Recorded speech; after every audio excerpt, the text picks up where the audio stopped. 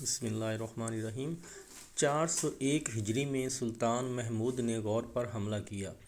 غور کا حاکم محمد بن سوری 10,000 سواروں کے ساتھ مقابلے کے لیے نکلا۔ طلوع آفتاب سے لے کر 12 بجے تک دن بھر لڑائی تیزی کے ساتھ جاری رہی۔ غوریوں نے اس لڑائی میں پوری مردانگی دکھائی۔ جب سلطان محمود نے غوریوں کی یہ سرفروشی دیکھی تو اپنی فوج کو حکم دیا کہ دشمن کو جنگی چال سے گرفتار کریں اور خود دشمن کے سامنے سے بھاگیں۔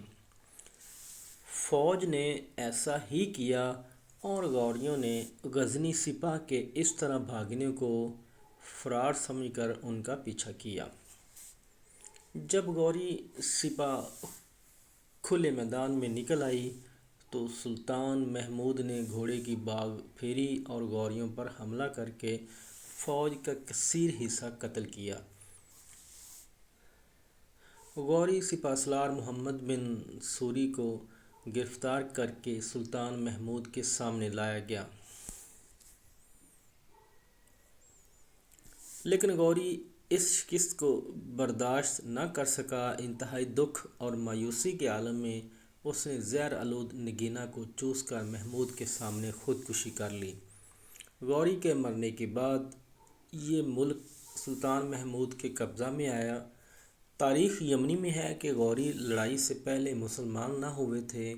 انہوں نے اس فتح کے بعد باعث اسلام قبول کیا، لیکن صاحب طبقات ناصری اور فخر الدین مبارک شاہ وغیرہ مورخین جنہوں نے سلاطین غور کی تاریخ لکھی ہے، اس بات پر متفق ہیں کہ اہل غور حضرت امیر المومنین علی مرتضیٰ رضی اللہ تعالی عنہ کے زمانہ خلافت میں ہی مسلمان ہو چکے تھے۔